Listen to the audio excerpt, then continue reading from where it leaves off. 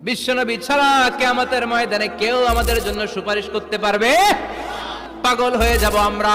সূর্যটা মাথার কাছে, ক্ষুধায় তৃষ্ণায় জিহ্বাটা কুকুরের মতো বের হয়ে ঝুলতে থাকবে, মাথার মগজগুলো গলে গলে নাকের ছিদ্র দিয়ে কানের ছিদ্র দিয়ে বেয়ে বেয়ে পড়তে থাকবে।